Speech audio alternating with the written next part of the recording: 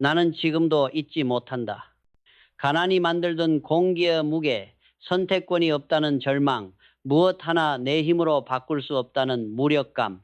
사람은 배고픔보다 통제할 수 없다는 감정에 먼저 무너진다. 그래서 나는 어린 시절부터 마음속 깊이 다짐했다. 이 가난은 나에서 끝내겠다. 다시는 내 가족에게 되풀이되지 않게 하겠다. 가난은 단순히 돈이 없는 상태가 아니다. 삶의 구조가 무너지고 생각과 감정까지 흔들리는 총체적 혼란이다. 그러나 나는 그 혼란 속에서 역설적으로 한 가지를 내면 깊이 새기게 되었다.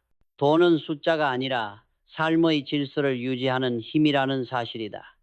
질서가 없는 분은 오래가지 않으며 질서를 잃은 삶은 결국 흔들린다. 이 깨달음은 나를 부자로 만든 것이 아니라 부를 다루는 태도를 만들었다. 그리고 그 태도를 더욱 단단하게 만들어준 사람이 있다. 애플과 아마존 투자로 50배 이상의 수익을 낸 뉴욕대 스콧 갤러웨이. 그는 부는 감정이 아니라 공식이라고 말한다. 나는 그의 말에 100% 동의한다. 사람들은 대부분 더 많이 벌면 해결된다고 믿지만 그건 착각이다. 부는 원칙을 따르는 사람에게만 머물고 원칙을 모르는 사람에게서 도망간다. 20대에 나는 그 원칙을 모른 채 오직 빠른 성공만을 갈망했다. 그때의 나는 자본주의의 규칙을 이해하는 대신 의지와 열정만으로 돌파할 수 있다고 착각했다. 나는 남들과 다른 성공을 꿈꿨고 성취와 명예, 영향력을 단숨에 손에 넣을 수 있다고 믿었다. 그러나 지금 돌아보면 그것은 목표가 아니라 불안해서 도망치려는 충동에 가까웠다. 그런 나에게 인생의 방향을 바꿔준 작은 사건이 있다. 친구리가 개인 퇴직연금에 2달러를 넣고 있다는 말을 했을 때다. 나는 어리석게도 이렇게 말했다. 65세에 겨우 이 0달러가 무슨 의미가 있어. 그 말을 내뱉었던 나는 오만했고 세상을 너무 짧게 보았다. 리의 길은 작고 단단했다. 그는 빠른 성공을 원하지 않았다. 그는 미래를 위한 시간의 길을 만들고 있었다. 그 작은 습관이 쌓이면 어떤 구조가 되는지 나는 이해하지 못했다. 하지만 지금은 안다. 그는 돈을 모은 것이 아니라 시간을 아군으로 만든 것이다. 그리고 이 선택이 세상을 바꾸는 가장 강력한 시스템이라는 것을. 한편 나는 더 빠른 성공을 향해 극단적 위험을 감수하며 살았다. 내가 살아남은 것은 능력이 아니라 운이 좋았기 때문이다. 나는 여러 회사를 창업했고 몇 개는 크게 성공했다. 하지만 그 이면에는 늘 불안, 죄책감, 스트레스가 그림자처럼 따라다녔다. 지금 돌아보면 나는 묻지 않을 수 없다. 그 길이 정말 최선이었는가? 같은 성공을 하더라도 더 건강하고 덜 불안하게 더 오래 갈 수 있는 길이 분명 있었을 것이다. 이제야 나는 그 답을 명확히 말할 수 있다. 부는 더 빨리 더 많이 버는 것이 아니라 돈이 나를 배신하지 않는 구조를 만드는 것이다. 그 구조의 시작은 거창한 계획도 엄청난 재능도 아니다. 지출을 통제하고 자산을 쌓고 습관을 유지하는 작은 행동들이 축적된 결과다. 부자는 하루에 만들어지지 않는다. 부는 구조이고 구조는 습관이고 습관은 결국 정체성이 된다. 나는 오늘도 깨닫는다. 가난이 내게 남긴 가장 큰 선물은 고통이 아니었다. 그 고통을 통해 부의 진짜 본질은 노력의 양이 아니라 구조의 품질에 있다는 사실을 배운 것이다. 그리고 이 원칙을 목숨처럼 지키는 사람만이 결국 흔들리지 않는 부를 손에 넣는다. 젊은 시절에 나는 스스로를 냉정하게 들여다볼 줄 몰랐다. 세상을 이해하는 속도보다 욕망이 앞섰고 현실을 계산하는 능력보다 자의식이 더 컸다. 그때의 나는 진심으로 믿었다. 나는 특별하다. 나는 남들과 다르다. 나는 빠르게 크게 성공할 사람이다. 이 착각은 단순한 에너지의 과잉이 아니었다. 오만이었다. 오만은 사람을 불필요한 위험으로 이끈다. 그리고 그 위험은 처음에는 짜릿하지만 결국은 인생의 균형을 무너뜨린다. 나는 그때 기회의 크기만 보았지. 그 기회가 나에게 요구하는 대가를 보지 못했다. 나는 위험을 사업가의 용기라고 착각했다. 하지만 지금 돌아보면 그것은 미성숙함이 만든 부주의한 베팅에 불과했다. 나는 밤새워 일했고 회사를 만들고 사람들을 모았다. 언론은 내 이름을 올렸고 내가 만든 회사 몇 개는 성공했다.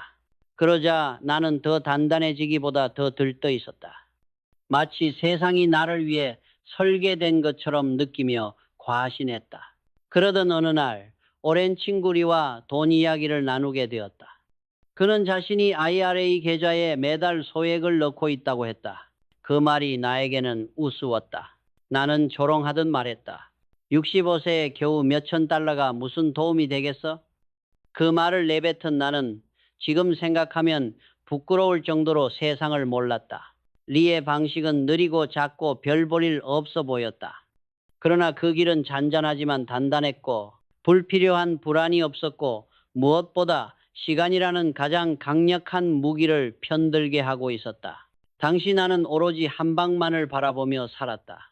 크고 빠른 성공에 목을 맸고 대가를 생각하지 않았으며 위험을 용기라는 단어로 미화했다. 하지만 한 방을 노리며 사는 사람은 항상 불안 속에서 잠들고 아침부터 다시 불확실성과 싸워야 한다. 지금 돌이켜보면 나는 내 인생의 가장 소중한 시간을 불필요한 전투와 불필요한 급함 속에서 태웠다. 내가 얻은 성공이 의미 없는 것은 아니지만 그 성공이 나에게 준 대가가 너무 크지 않았는지 생각하지 않을 수 없다. 만약 그때 내가 리처럼 작지만 지속 가능한 길을 택했다면 내 삶은 덜 불안했을 것이고 내 성공은 덜 위험했을 것이고 내 정신은 훨씬 더 단단했을 것이다. 나는 오래도록 착각했다. 나는 특별하니까 언젠가 몇십억, 몇백억을 벌게 될 것이라고. 하지만 삶은 특별한 기대를 가진 자에게 특별한 혜택을 주지 않는다. 삶이 주는 혜택은 오직 원칙을 지킨 사람, 시간을 아군으로 만든 사람, 구조를 세운 사람에게만 돌아간다. 이 깨달음은 위기 속에서 찾아왔다. 닷컴 버블, 금융위기, 예기치 못한 실패들이 내 앞을 연달아 가로막았다. 한때 성공했던 회사들은 어느 날 갑자기 방향을 잃고 무너졌다. 그때 나는 처음으로 깊이 느꼈다. 내가 쌓아온 것은 구조가 아니라 감정이었구나. 성공했다는 이유로 나는 돈을 지키지 않았고 지출을 통제하지 않았다. 내 마음속에는 막연한 확신만 있었다. 나는 다시 벌 수 있어. 그러나 이 확신은 현실적 근거가 없는 위험한 위로였다. 그러던 어느 날 내 아이가 태어났다. 사람들은 인생에서 가장 행복한 순간이라고 말한다. 하지만 나는 오히려 숨이 막혔다. 기쁨보다 수치심이 먼저 올라왔다. 내가 만든 불안정한 삶이 이제는 아이에게까지 영향을 미칠 것이라는 사실이 나를 무너뜨렸다. 그 순간 나는 비로소 깨달았다. 내가 몰랐던 것이 돈이 아니라 돈을 대하는 태도였다는 것을. 돈은 안다고 되는 것이 아니었다. 돈은 관리해야 하고 관리는 지식이 아니라 습관과 규칙으로 완성된다. 젊음이 주는 가장 무서운 착각은 잘하면 다 해결될 것이라는 믿음이다. 하지만 경험이 쌓일수록 보게 된다. 문제를 해결하는 것은 영감이나 열정이 아니라 지속성과 일관성과 숫자의 정확성이다. 나는 이제 말할 수 있다. 젊음에 빠진 오만을 버리지 않는 사람은 절대 부자가 될 수 없다. 부는 속도가 아니라 방향이며 폭발적인 성공이 아니라 견고한 구조를 만들어가는 과정이다. 리처럼 느린 길을 걸어야 한다는 말이 아니다. 중요한 것은 속도가 아니라 지속 가능한 구조를 세우는 사고방식이다. 이 구조를 갖추지 못한 채 큰 성공을 한다면 그 성공은 언제든 무너질 수 있는 모래성일 뿐이다. 이것이 내가 젊은 날의 오만 속에서 얻은 가장 큰 교훈이다. 한 방의 인생은 존재하지 않는다. 존재하는 것은 단 하나. 매일의 선택이 쌓아 올린 구조뿐이다. 젊은 날에 오만을 뒤로하고 현실을 정면으로 마주했을 때 나는 비로소 한 가지 진실을 인정하게 되었다. 돈을 많이 버는 것이 부자가 되는 것이 아니다. 이 사실을 깨닫는데 너무 많은 시간이 걸렸다. 나는 오랫동안 노력과 능력으로 부를 쌓는 것만이 정답이라고 믿었다. 하지만 진짜 부는 벌어들이는 속도가 아니라 돈이 나를 위해 일하는 시간의 길이로 결정된다. 경제적 자유란 무엇인가? 사람들은 경제적 자유를 큰 돈을 버는 상태라고 착각한다. 그러나 그것은 자유가 아니라 환상이다. 경제적 자유의 핵심은 단 하나다. 불로소득이 생활비를 넘어서는 순간, 그때 비로소 인간은 돈으로부터 독립한다. 불로소득은 단순한 투자 수익이 아니다. 휴식을 취하는 동안에도 자산이 일하고, 잠든 동안에도 수익이 쌓이며, 위기 속에서도 돈이 나를 배신하지 않는 구조를 의미한다. 나는 한참 뒤에서야 이 구조의 힘을 제대로 이해했다. 월급은 능동소득이다. 일하지 않으면 사라지고 일을 멈추는 순간 끊긴다. 능동소득만으로는 인간은 결코 불안에서 벗어날 수 없다. 왜냐하면 능동소득은 시간을 팔아야만 얻을 수 있는 것이기 때문이다. 반면 불로소득은 완전히 다르다. 그것은 시간을 대체하는 부의 시스템이다. 예금과 채권에서 나오는 이자, 기업이 주는 배당금, 부동산이 발생시키는 임대료, 자산 가격이 시간이 지나며 자연스럽게 상승하는 가치, 이 네 가지가 바로 경제적 자유를 만드는 축이다. 많은 사람들은 돈을 벌면 해결된다고 말한다. 하지만 돈을 많이 버는 사람 중 상당수가 여전히 경제적 불안 속에서 살아간다. 왜인가? 그들은 돈을 벌었지만 그 돈이 만들어낼 구조를 만들지 않았기 때문이다. 불로소득이 생활비를 넘지 못하는 사람은 평생 돈을 좇으며 살아야 한다. 아무리 많이 벌어도, 아무리 승진해도, 아무리 성과가 좋아도 지출이 늘어나고 부채가 뒤따르고 불안은 사라지지 않는다. 나는 이 원리를 늦게 깨달았다. 그러나 깨달은 순간 내 인생은 완전히 다른 방식으로 재구성되기 시작했다. 그때부터 나는 돈을 벌기보다 돈이 나를 위해 일하는 구조를 만드는 것에 집중했다. 사람들은 종종 말한다. 경제적 자유는 너무 먼 이야기다. 그러나 나는 단언한다. 경제적 자유는 금액의 문제가 아니라 구조의 문제다. 소박한 삶을 원하는 사람은 적은 불로소득으로도 자유를 얻는다. 풍요로운 삶을 원하는 사람은 그만큼 더 큰 시스템을 만들면 된다. 중요한 것은 얼마 버느냐가 아니라 얼마가 들어오고 얼마가 나가는지를 정확히 아는 것이다. 피터 드러커는 말했다. 측정할 수 없는 것은 관리할 수 없다. 이 말은 기업에만 적용되는 것이 아니다. 개인의 재정에도 똑같이 적용된다. 대부분의 사람들은 자신이 한 해에 얼마를 쓰는지, 얼마가 있어야 안정적인지, 심지어 매달 지출이 얼마나 반복되는지도 모른다. 이것은 기업으로 치면 재무제표 없이 회사를 운영하는 것과 같다. 나는 그 무지의 대가를 혹독하게 치렀다. 돈을 벌면서도 불안했고 성공을 하면서도 초조했다. 그 이유는 단순했다. 돈의 흐름을 파악하지 못하면 돈은 언제든지 통제력을 잃게 만들기 때문이다. 경제적 자유를 얻기 위해서는 가장 먼저 필요한 연간 지출을 정확하게 계산해야 한다. 이 수치는 절대적인 것이 아니라 개인별로 다르다. 어떤 사람은 소박한 삶을 선택하고 어떤 사람은 넓은 선택지를 원한다. 중요한 것은 방향이다. 내가 원하는 삶을 유지하는 데 필요한 숫자를 정확히 아는 것이다. 이 숫자를 모르는 사람에게 경제적 자유는 추상적 꿈일 뿐이며 숫자를 아는 사람에게 경제적 자유는 경영 가능한 목표가 된다. 불로소득이 생활비를 넘는 순간 삶은 달라진다. 일은 생존의 의무가 아니라 선택의 활동이 되고 불안은 줄어들고 자신감과 여유는 자연스럽게 따라온다. 나는 이 구조를 늦게야 배웠지만 이제는 누구보다 확신한다. 부는 시스템이다. 시스템은 구조다. 그리고 구조는 반복되는 행동에서 만들어진다. 부의 공식은 단순하지만 그 단순함을 지키는 사람은 극히 드물다.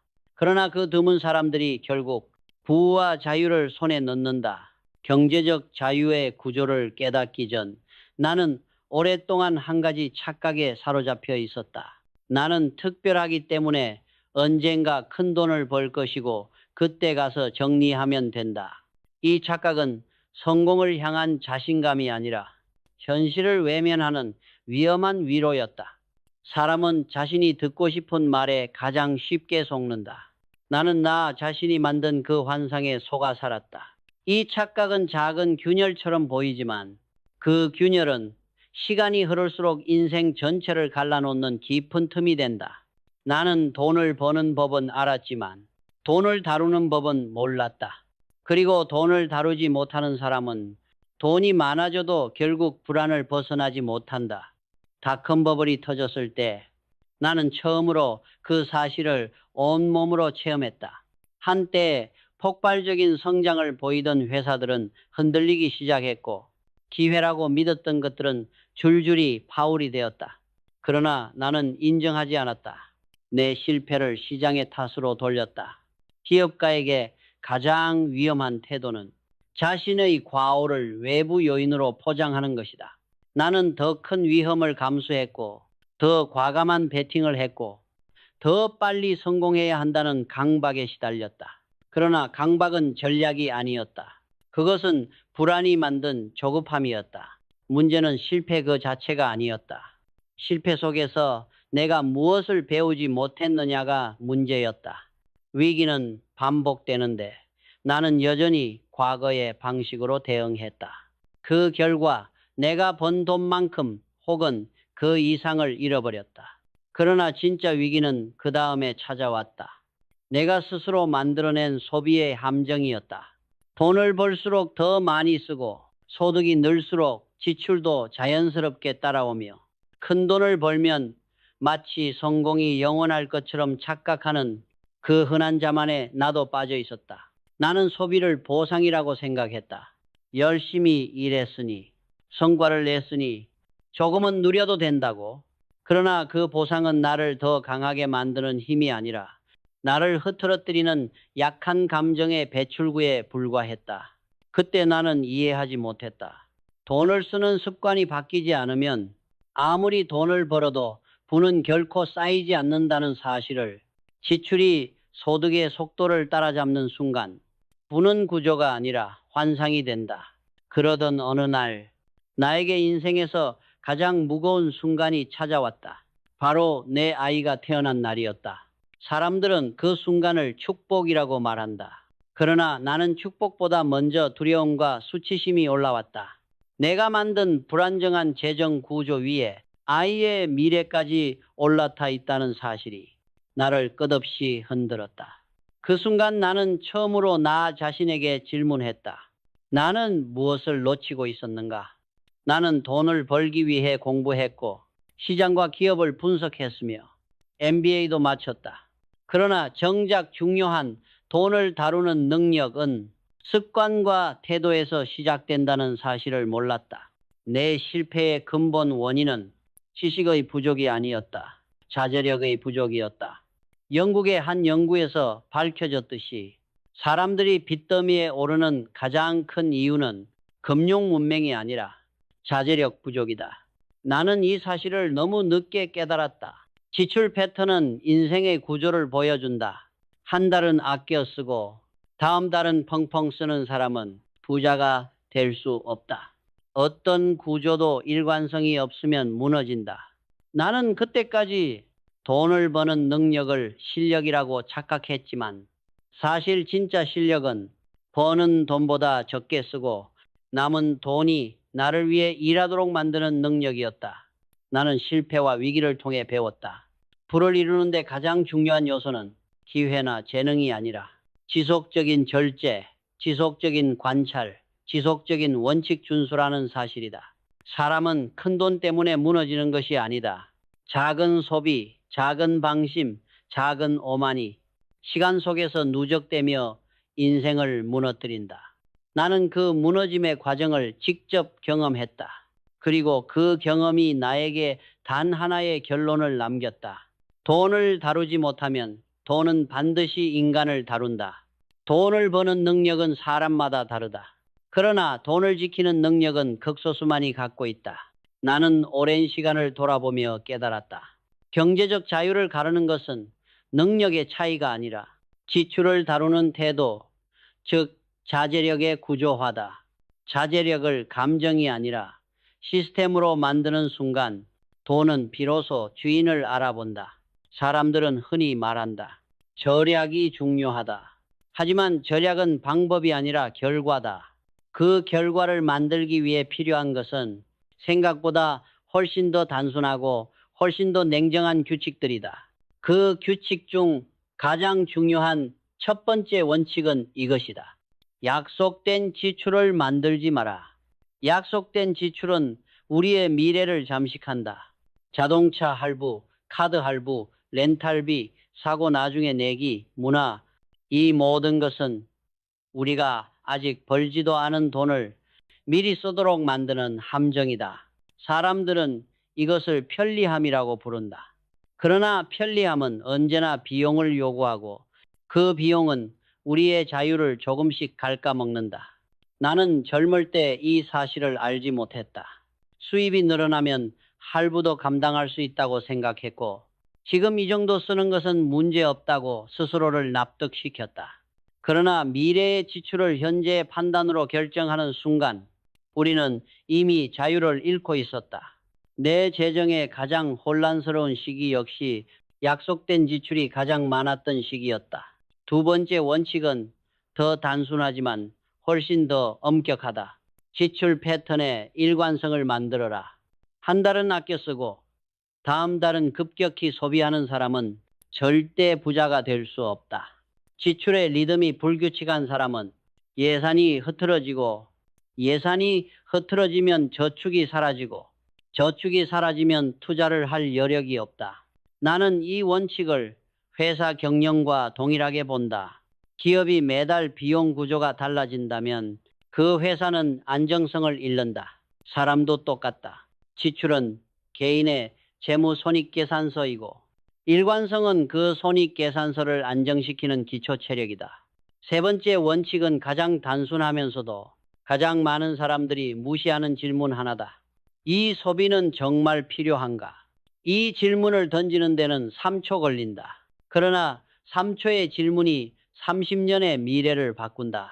나는 수없이 많은 순간 이 질문을 건너뛰었고 그 건너뛰임의 대가를 나중에 혹독하게 치렀다.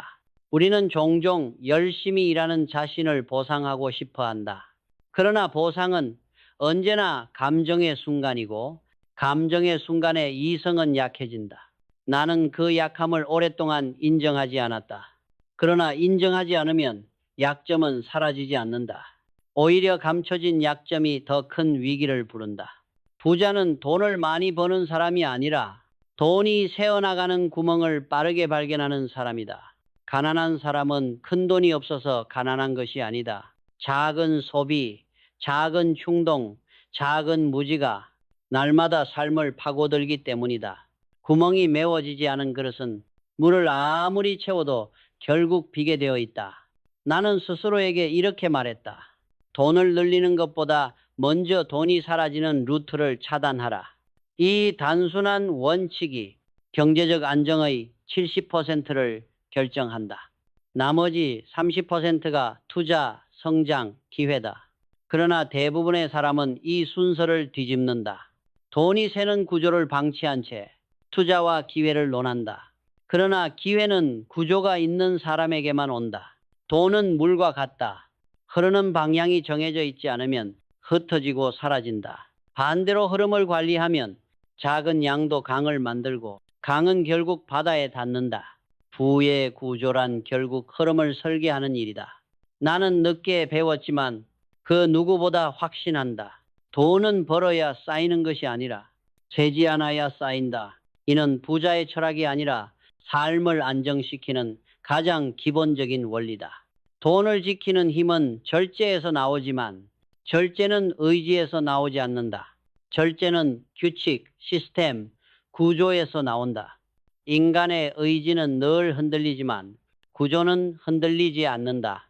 그래서 부자는 습관을 만들고 가난한 사람은 감정에 휘둘린다. 나는 이제 말할 수 있다. 경제적 자유는 멀리 있는 목표가 아니라 매일의 선택이 쌓여 만든 성벽이다. 그리고 그 성벽의 첫 번째 기둥이 바로 지출에 대한 자제력이다. 돈을 지키는 힘을 구조로 만들기 시작하면 그 다음 단계에서 인간은 한 가지 중요한 사실과 마주하게 된다. 불안, 결국 선택권의 크기로 측정된다는 것이다. 사람들은 부를 금액으로 평가하지만 나는 절대 그렇게 보지 않는다. 돈이 많아도 선택권이 없으면 그는 가난한 사람이며 돈이 적어도 스스로 결정할 수 있다면 그는 부자다. 나는 오랫동안 선택권이 없는 삶을 살아왔다. 돈을 벌었지만 그것은 해야만 하는 일을 벗어나게 해주지 못했다. 외부의 요구에 끌려다니고 상황에 반응하며 돈이 아니라 불안이 나의 행동을 결정하는 구조 속에 갇혀 있었다. 그때 나는 깨달았다. 돈 자체가 중요한 것이 아니라 돈이 만들어주는 자유의 공간이 중요하다. 경제적 자유란 단순히 일을 하지 않아도 되는 상태가 아니다. 일을 선택할 수 있는 능력이다. 원하면 일하고 원하지 않으면 쉬고 기회를 선택할 수 있고 위험을 피할 수 있는 그 여유가 삶을 단단하게 만든다. 이 여유를 결정하는 것은 다름 아닌 시간이다. 인생에서 가장 잔인한 자원은 돈이 아니라 시간이다. 돈은 잃어도 다시 벌 수 있지만 시간은 한 번 지나가면 절대 되돌릴 수 없다. 그리고 그 시간을 어떻게 쓰느냐가 부의 본질을 결정한다. 나는 젊었을 때 시간의 힘을 제대로 이해하지 못했다. 시간을 갈아 넣어 성과를 만드는 것이 능력이라고 믿었다. 밤을 새우는 것이 충성이고 몸이 버틸 때까지 일하는 것이 아름다운 줄 알았다. 그러나 그것은 체력의 소모이지 생산성의 증가는 아니었다. 모든 자원에는 한계 효용이 존재한다. 노력도, 열정도, 재능도 마찬가지다. 일을 오래 한다고 결과가 비례해서 올라가지 않는다. 오히려 일정 수준을 넘는 순간부터 시간은 인간에게 독이 된다. 집중력은 떨어지고 판단은 흐려지고 삶 전체의 기반이 무너진다. 나는 그 무너짐을 여러 번 경험했다. 그래서 더 늦기 전에 깨달았다. 시간은 쓰는 것이 아니라 관리하는 것이다. 그리고 시간 관리의 핵심은 많은 일을 하는 것이 아니라 해야 할 일을 줄이는 것이다. 해야 할 일을 줄이기 위해 필요한 것이 바로 부가 만든 선택권이다. 시간이 나를 위해 일하도록 만드는 가장 강력한 도구는 바로 복리, 컴파운딩이다. 복리는 단순한 금융 개념이 아니다. 복리는 삶의 구조, 인간관계, 지식, 건강, 모든 영역에 작용하는 가장 무섭고도 강력한 자연의 법칙이다. 워렌 버핏의 부 대부분이 50세 이후에 폭발적으로 증가한 것은 재능 때문이 아니다. 아주 오래, 아주 안정적으로 같은 구조를 반복했기 때문이다. 복리는 많은 노력이 아닌 지속된 일관성 앞에서만 고개를 숙인다. 문제는 대부분의 사람들이 복리가 만들어지는 충분한 시간을 기다리지 못한다는 것이다. 불안과 조급함, 소비와 충동이 복리의 시간을 끊어버린다. 나는 수없이 그 시간을 스스로 잘라버렸고 그 대가를 몸소 겪었다. 시간은 부자의 친구이지만 가난한 사람에게는 적이 된다. 왜냐하면 가난한 사람은 시간을 단기적으로만 바라보고 부자는 시간을 장기적으로 바라보기 때문이다. 같은 1년이라도 바라보는 방식이 다르면 전혀 다른 인생을 만든다. 나는 이제 안다. 경제적 자유는 단순히 돈이 많다는 말이 아니라 시간을 내가 통제하는 상태를 의미한다. 그리고 시간을 통제하려면 돈이 필요하고 돈을 통제하려면 습관과 구조가 필요하다. 그 구조가 완성되기 시작하면 삶은 전혀 다른 방향으로 움직인다. 불안 대신 관찰이 생기고 조급함 대신 준비가 생기고 감정의 소비 대신 원칙의 선택이 자리 잡는다. 그리고 그 원칙이 켜켜이 쌓여 마침내 선택권이라는 단단한 기반을 만든다. 나는 그 기반을 잃고 살아왔고 이제야 그 기반을 재정비했다.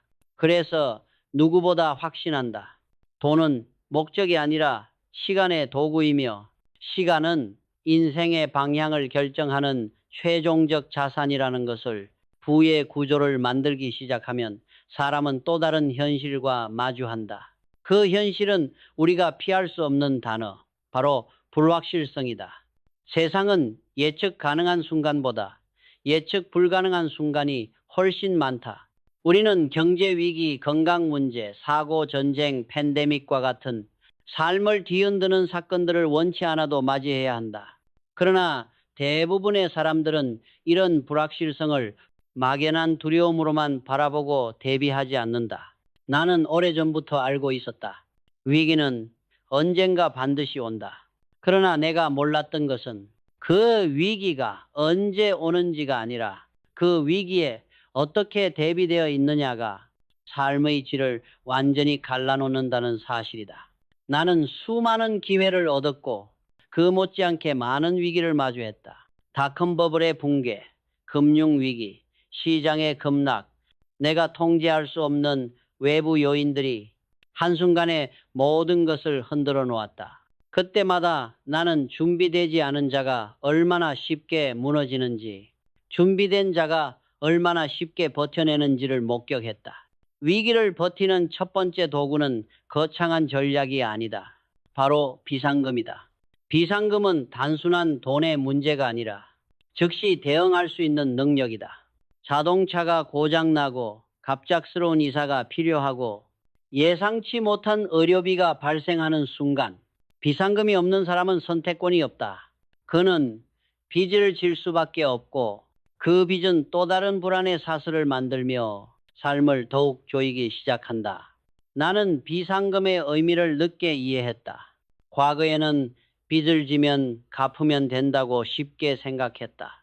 그러나 빚은 단순한 숫자가 아니라 시간과 자유를 즉시 빼앗아가는 구조적 손실이라는 사실을 몰랐다. 비상금은 단순히 돈이 아니다. 그것은 나를 지키는 방패이자 선택권을 유지하는 마지막 장치다. 두 번째로 중요한 것은 태도다. 세상은 우리가 원하는 대로 움직이지 않는다. 바람을 막을 수는 없지만 도체 방향을 조절할 수는 있다. 나는 오랫동안 완벽한 계획을 세우는 것이 중요하다고 믿었다. 하지만 인생은 완벽한 계획을 무너뜨리는 방식으로 작동한다. 그래서 계획보다 더 중요한 것은 계획을 고칠 수 있는 유연함이다. 유연함은 흔들림이 아니다. 유연함은 자신의 원칙을 잃지 않으면서 상황에 따라 최적의 선택을 다시 하는 능력이다. 나는 과거에 바꾸지 않는 것이 강함이라고 착각했다. 그러나 진짜 강한 사람은 원칙은 지키되 방법은 바꿀 줄 아는 사람이다. 세 번째는 전문가의 도움을 받는 것이다. 사람들은 종종 모든 것을 스스로 해결해야 한다고 생각한다. 그러나 부가 쌓일수록 세상은 더 복잡해진다. 세금, 법률, 투자, 자산 배분 등 재정이 커질수록 필요한 전문 지식의 양은 기하급수적으로 증가한다. 전문가의 도움을 받는 것은 의존이 아니라 효율과 리스크 관리다. 그리고 마지막으로 나는 시간이 지날수록 한 가지 사실을 깊이 확신하게 되었다. 준비된 사람에게 위기는 기회가 된다. 준비되지 않은 사람에게 위기는 파멸이 된다.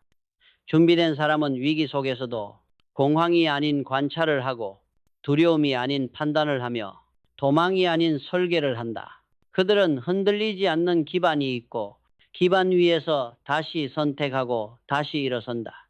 반면 준비되지 않은 사람은 위기가 오면 모든 것을 잃는다. 왜냐하면 평소에 지켜야 할 구조를 만들지 않았기 때문이다. 그 구조란 결국 비상금, 태도, 유연성, 그리고 습관이다. 나는 말할 수 있다. 부자는 운이 좋은 사람이 아니라 불확실성을 견디는 구조를 가진 사람이다. 부의 크기는 돈의 양이 아니라 위기를 버티는 힘에서 결정된다. 그리고 그 힘은 다행히도 누구나 만들 수 있다. 문제는 의지가 아니라 정해진 규칙을 지키는 끊임없는 반복이다. 작은 행동을 꾸준히 반복한 사람만이 폭풍 속에서도 흔들리지 않는 삶을 가진다. 부의 여정을 오래 걸어오며 나는 한 가지 진실을 확신하게 되었다. 돈은 절대 인생의 목적이 될 수 없다. 그러나 삶을 설계하는데 반드시 필요한 도구다. 돈을 목적화한 사람은 결국 돈의 노예가 되지만 돈을 도구로 사용하는 사람은 삶의 주인이 된다. 그러나 이 단순한 원칙을 실행하는 사람은 놀라울 정도로 적다. 나는 부를 이루는 과정을 뒤돌아보며 깨달았다. 부의 핵심은 한 번의 기회나 특별한 능력, 대단한 재능에서 나오지 않는다. 부의 핵심은 시간, 습관, 정체성, 이 세 가지가 나란히 움직일 때 비로소 생성된다. 이 세 요소를 제대로 다루지 못하면 아무리 많은 돈을 벌어도 결국 삶은 다시 흔들리게 되어 있다. 먼저 시간이다. 시간은 돈보다 무섭다.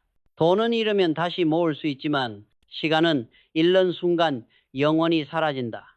그래서 부자는 시간을 어떻게 쓰는가를 가장 중요하게 생각한다. 가난한 사람은 현재의 감정으로 시간을 쓰고 부자는 미래의 구조를 위해 시간을 쓴다. 이 차이가 10년 후, 20년 후 비교할 수 없는 격차를 만든다. 두 번째는 습관이다. 나는 오랜 세월 습관의 힘을 과소평가했다. 사람은 순간의 선택으로 성공하는 것처럼 보이지만 실제로는 매일 반복되는 작은 행동이 인생의 형태를 결정한다. 지출을 기록하는 습관, 소비 전에 질문하는 습관, 정해진 금액을 자동으로 투자하는 습관, 책을 읽는 습관, 몸을 관리하는 습관. 이 단순한 것들이 시간이 흐를수록 복리의 법칙을 따라 엄청난 차이를 만들어낸다. 습관은 의지로만 유지되지 않는다. 습관은 정체성으로 이어져야 한다. 나는 어느 순간부터 저축하는 사람이 아니라 자신의 미래를 설계하는 사람이라고 스스로를 규정했다. 투자하는 사람이 아니라 자신의 시간을 복리로 만드는 사람이라고 여겼다. 정체성은 행동을 이끌고 행동은 다시 정체성을 강화한다. 이 두 가지가 맞물릴 때 부는 처음으로 안정적인 기반 위에 서게 된다. 세 번째는 정체성이다. 정체성은 스스로를 바라보는 기준이다. 나는 과거에 스스로를 언젠가 큰 돈을 벌 사람이라는 막연한 기대 속에 가두었다.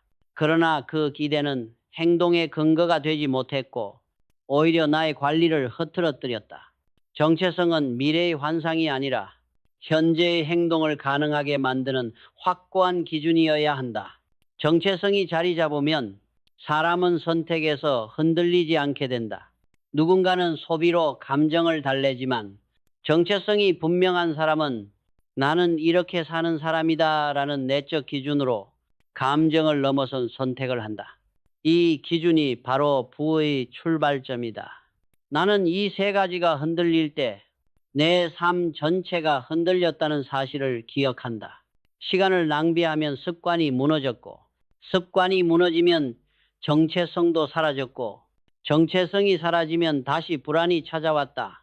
부의 구조란 이처럼 단단한 시스템이지 감정이나 운이 아니다. 마지막으로 나는 이렇게 말하고 싶다. 부는 숫자가 아니라 방향이다. 부는 속도가 아니라 구조다. 부는 욕망이 아니라 습관이다. 부는 행운이 아니라 반복이다. 특별한 시기가 오기를 기다릴 필요도 없고 특별한 재능을 찾을 필요도 없다. 지금 이 순간, 지금의 선택, 지금의 습관이 이미 부의 씨앗이다. 나는 가난에서 시작해 부를 만들어 왔다. 그러나 나를 부자로 만든 것은 돈이 아니라 부를 바라보는 관점, 습관을 쌓는 꾸준함, 그리고 시간을 관리하는 태도였다. 그 태도가 쌓여 마침내 구조가 되었고 그 구조가 나를 지켜주었다. 그리고 나는 확신한다. 이 구조는 누구에게나 가능하다. 문제는 돈이 아니라 원칙을 지키는 용기와 반복을 견디는 인내다. 부는 한 번의 폭발이 아니라 조용한 축적이다. 그 축적이 어느 순간 삶을 완전히 바꿔놓는다.